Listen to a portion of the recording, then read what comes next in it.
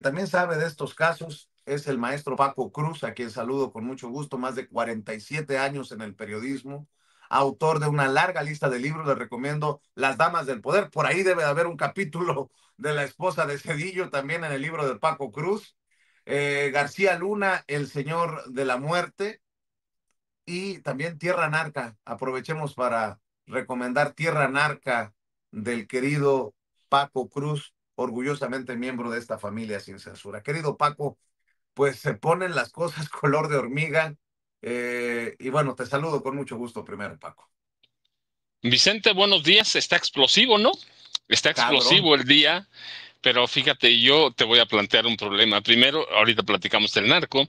Primero, el problema en este país es que muchos libros sobre narco se escribieron solo sobre los documentos y entrevistas con algunos documentos que son, en esencia, las actas en los juicios, las audiencias, pero nunca se hizo trabajo de campo. Sí, el problema con los libros de narcotráfico es que quienes escribieron se basaron en los testimonios que hay en los expedientes. Y eso, pues tú puedes tomar en cuenta una declaración y otra la dejas afuera, o puedes no tomar en cuenta, como ahora lo dices, por ejemplo, las torturas y amenazas a Juan Galván.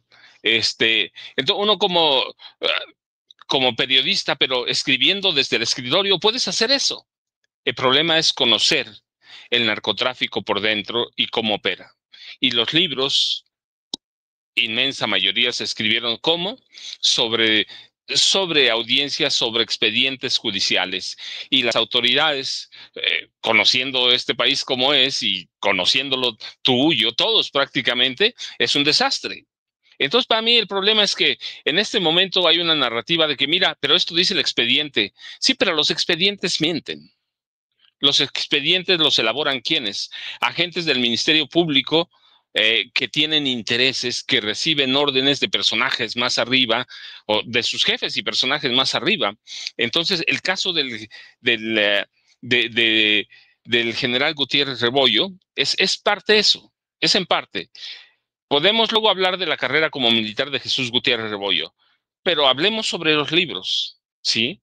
El problema es que es eso, basado en expedientes y no en campo. Y eso le quita mucho valor. Claro, se venden mucho, mucho se venden los libros y entonces de pronto quedan como una verdad absoluta, como una verdad cuando los escribieron sobre qué, sobre documentos y yo te puedo decir otras verdades, por ejemplo, pero además que las trabajé en campo. Las trabajé en campo sin conocer a César. A César, tú sabes, lo conocía en Sin Censura. Hicimos un clic inmediato, amistad, ¿va? Amistad que no ha pasado más por ejemplo, de manejar casos de narcotráfico. Hablamos sobre narco en las mesas de debate, pero nunca nos hemos ido a tomar un café a ver qué sabes sobre el narco. Cada quien tiene sus cosas aparte. Lo que yo puedo decirte, digo, sin quitar, o perdón, quitando la carrera militar de Jesús Gutiérrez Rebollo y poniendo las cosas en perspectiva. La realidad es que él entregó en su momento al general Enrique Cervantes Aguirre documentos que mostraban, pero que además los publicó en libros, ¿eh? Todo esto que te platico está publicado.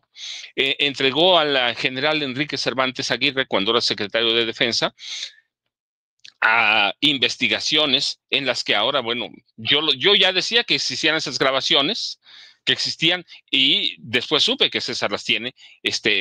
Mira, si yo hubiera sido otra, se las hubiera pedido, se las habría pedido, pero él las entregó a la prensa. ¿Por qué? Porque no hay, fuera de eso, supe, y así lo publiqué, porque además tenía validado todo eso, que el general Jesús Gutiérrez Rebollo entregó a al general Enrique Cervantes Aguirre, en su calidad de secretario de la Defensa Nacional, evidencias, casetes, documentos, fotografías sobre los vínculos, primero de la familia de la esposa de Ernesto Zedillo Ponce de León, es decir, el papá Fernando Velasco Márquez y sus hermanos Fernando y Francisco Velasco Núñez, y sus nexos con el cártel de Colima. ¿Qué era en esa época el cártel de Colima? Pues eran los reyes de las metanfetaminas, los reyes de la fabricación, producción y tráfico y narcotráfico o tráfico de drogas de diseño. De drogas de diseño. Y lo controlaban ¿quiénes? El papá, el suegro de Ernesto Zedillo. ¿Lo sabía Zedillo? Pues claro que lo sabía. ¿Lo sabía Nilda Patricia? Pues claro que lo sabía. ¿Era ella la primera dama con nexos en ese sentido con el narcotráfico? Claro que no. La esposa de Luis Echeverría Álvarez había tenido mucho que ver con el cártel de Guadalajara. Entonces, Gutiérrez Rebollo entregó esos documentos, pero además entrega otro paquete adicional en el que hay evidencias sólidas y lo mismo, archivos de investigaciones en el que vinculaban al presidente Ernesto Zedillo con el cártel de Juárez, abiertamente. Y ahí empieza toda la desgracia, ¿sí? Toda la desgracia del general Gutiérrez Rebollo. Toda la desgracia, ¿por qué? Porque el ejército ya no cargó solo contra Gutiérrez Rebollo, sino contra sus personajes más cercanos. Incluso, por ejemplo, bueno, pues eso César no me dejará mentir, él, su familia fueron víctimas de tortura. Entonces, si el general Gutiérrez Rebollo tenía vínculos con el cártel de Juárez, por lo menos hasta hoy no se han demostrado más que en esos documentos, ¿sí? Más que en esos documentos. No estoy diciendo que no los tenía. Son cosas distintas. Estoy diciendo que los libros que se escribieron sobre las investigaciones de la PGR. Y la PGR en un momento recibió órdenes de Zedillo. ¿Para qué? Pues para inculpar, para atacar al general Gutiérrez Rebollo. Entonces, supongamos que sea cierto que el general Gutiérrez Rebollo tenía vínculos con el narcotráfico. ¿Y por qué no se dieron a conocer los vínculos de Zedillo con el cártel de Juárez? Los vínculos de la familia de el papá y los hermanos de la primera dama que controlaban el cártel de Colima. Así que ¿qué pasó? Pues que todos los libros se escribieron así, nadie se metió a investigar qué eran las drogas de diseño, quiénes las producían, a dónde estaban, por dónde en su momento, por ejemplo, estuve en Colima, estuve en el puerto de Lázaro Cárdenas, a donde llegaban los precursores químicos protegidos por la familia del presidente y del secretario de Educación, incluso, porque esto empieza cuando Zedillo era secretario de Educación, un poquito antes. Era poderoso aprovechando el poder de su yerno, el papá, el suegro de Zedillo, y se permitía introducir a través del puerto de Lázaro Cárdenas y de Manzanillo precursores para la producción de drogas de diseño, le decían. Sí, drogas de diseño, metanfetaminas, que luego darían paso al fentanilo. Así que nada de eso, todo eso se olvida. Todo eso se olvida. Y lo que yo relato una historia que Nilda Patricia vivía siempre con miedo pegada a Zedillo. Y siempre insisto, tenía miedo, sí tenía miedo de que, por ejemplo, Carlos Salinas de Gortari, la mafia de Carlos Salinas de Gortari matara a su esposo. Tenían pánico, tanto que mandaron construir en Los Pinos un portón de acero, de hierro forjado, y Zedillo dio la orden que por ahí no pasaba nadie más que él, la primera dama y los hijos de ellos. Nadie podía pasar. ¿Por qué? Porque tenían miedo de un atentado coordinado por Carlos Salinas de Gortari. Pero después lo que voy descubriendo es que Nilda Patricia vivía pegada a Ernesto Zedillo Ponce de León, el presidente, porque tenía miedo también de un atentado a narcotraficantes. ¿Por qué? Pues su familia controlaba el cártel de Colima. Así que cuando está Gutiérrez Rebollo en el Instituto Nacional de Combate a las Drogas, él ya tenía documentado cómo desde que Ernesto Zedillo era secretario de Educación, su familia política estaba ahí atrás. Ernesto Zedillo, siempre decimos, era un gris secretario de Educación, era un papanatas, era todo. No, pero era un hombre con poder. Era un hombre y además era un hombre muy ambicioso, que se hizo millonario. No solo regalando al país, trabajando para aquellos, por ejemplo, a los que les regaló las concesiones ferrocarrileras. Así, y de quienes eran socios ¿De quiénes eran socios los hermanos de Nilda Patricia y el papá? Pues nada más de los hermanos Amezcua, que eran, tenían expedientes aquí en Estados Unidos abiertos por tráfico internacional de efedrina, este, y otros precursores para fabricar y producir drogas. Y habían lo que tenía el general Gutiérrez Rebollo es que el papá y los hermanos de Nilda Patricia, con la conexión de los hermanos Amezcua, que eran la cara del cártel de Colima, ya tenían una sólida sociedad con criminales de República Checa, de India, de Holanda, de Tailandia, de Alemania. Es decir, tenían una organización criminal a nivel internacional. Y eso fue lo que tenía Gutiérrez Rebollo. Eso fue lo que encontró, eso fue lo que encontró, lo que le entregó a la Secretaría de la Defensa Nacional, incluso le entregó evidencia de cómo el papá de Nilda Patricia y los hermanos, y con los hermanos Amezcua, que eran la cara del cártel de Colima, tenían relación ya con narcotraficantes en El Salvador, en Honduras, en Nicaragua, en Ecuador, en Perú, en Chile, y que tenían un proyecto para rivalizar con el cártel de Sinaloa, que después en el gobierno posteriores, en el de Calderón, lo hicieron con el cártel de Jalisco Nueva Generación. Entonces tuve, pero esto yo no lo supe por documentos. Que tenía documentos, lo supe porque fui a Colima, porque fui a los puertos de Manzanilla, de Lázaro Cárdenas, porque me fui a vivir a Ciudad Juárez, me fui a vivir a Tijuana, fui a vivir a Colombia, pasé a Perú, es decir, hice trabajo de campo y eso lo combiné con documentos. Hasta hoy, eh, en las Damas del Poder puedes encontrar eso.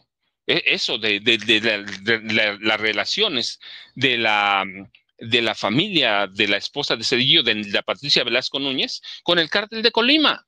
Fíjate, Pero lo que Paco. pasa, te oigo, Vicente.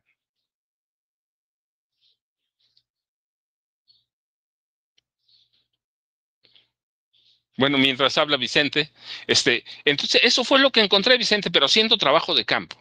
Que la familia política de Cedillo estaba hasta las manitas. Allá te Fíjate. oigo, Vicente. Fíjate qué extraño, me sacó el sistema. Estamos hablando de esto y me sacó, me botó el sistema extrañamente, mi querido Paco. Yo lo que quería aportar es que una persona, no voy a decir cómo se identifica en el chat, pero dice Paco Cruz, a Fernando Velasco lo asesinaron y dijeron que fue accidente. El primo hermano de Nilda Patricia Velasco era mi cuñado. Los hermanos Fernando y César Velasco vivían en Cuauhtémoc, dice esta persona que te escribe en el chat en vivo y en directo. Perdón por interrumpirte, maestro. Qué extraño esto de que nos sacaron, nos botaron del sistema, pero bueno, hasta yo ya regresé después de esta situación tan extraña en la transmisión, mi querido Paco. Entonces, tú ves, Vicente, es decir, es una gran diferencia escribir un libro sobre solo documentos oficiales. No sea, importa que sea un expediente de la PGR. Los expedientes de la PGR mienten, que escribir un libro basándote en viajes a los lugares a donde está el narcotráfico. Por ejemplo, llegaban al puerto de Colima y al puerto de Lázaro Cárdenas cargamentos de China y de otros países, de Alemania. Nosotros hablamos de China, pero de Alemania, de Holanda, de India. Y esa era una red de narcotráfico de los hermanos de Nilda Patricia, de Nilda Patricia Velasco Núñez y del papá de Nilda Patricia.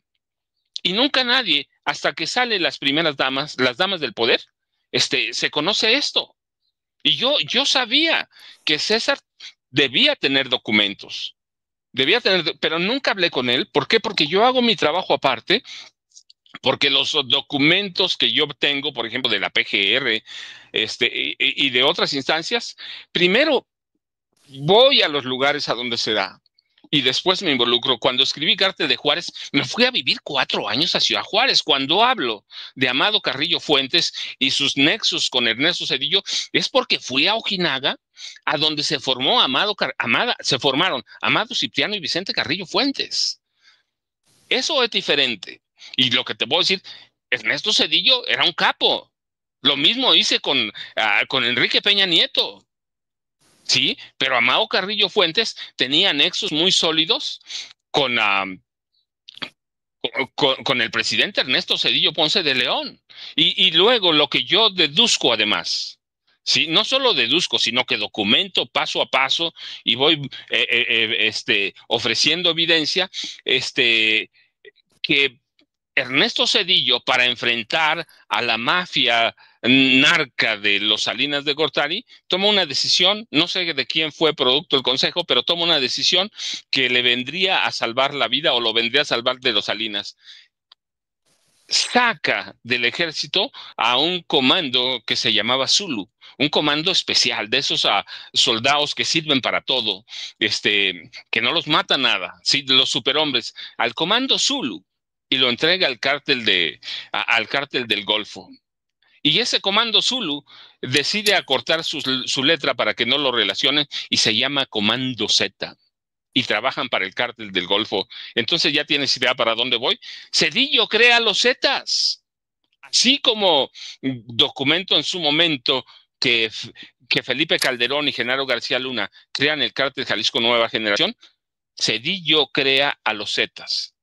Y se crea una organización primero de matones, asesinos, para enfrentar a las mafias de Carlos Salinas de Gortari. Pero en las mafias de Carlos Salinas de Gortari hay un rompimiento. Hay un rompimiento. Además de que hay problemas con Raúl Salinas de Gortari, que eso lo pesca bien Ernesto Zedillo, hay un rompimiento. Guillermo González Calderoni, que era el superpolicía de Salinas de Gortari, era el hombre que tenía tanto poder como después lo tendría Genaro García Luna, decide una vez que termina el gobierno de Zedillo y ver que se estaba derrumbando el clan de los Salinas, decide entregarse a Estados Unidos. Y tú ves, y Salinas hace apariciones políticas y todo, pero primero se va, se va. ¿Se va por qué? Porque Guillermo González Calderoni le entrega información del narco, del gobierno de Salinas y del gobierno de Miguel de la Madrid a la DEA. Y la DEA lo acoge como testigo cooperante, y después, claro, termina asesinando a Guillermo González Calderoni, pero la jugada maestra de Zedillo es crear a los Zetas, que se convierte eventualmente en el cártel más sanguinario que ha tenido este país, Vicente. Así que Zedillo tiene ahí todas las manos en el narco metidas, la esposa también, la esposa Oye, también. Nada de esto es por César Gutiérrez Pliego, sino por mi trabajo, Vicente. oye, déjame decirlo, si se confirmara en estos audios también la relación de Nilda Patricia, la ex primera dama, de su familia, por ende de Zedillo, esta vinculación con los narcos, tuvimos un narcogobierno con Zedillo y también, más allá de lo que cada quien piense de el general Gutiérrez Rebollo, podríamos estar ante la posibilidad del primer gran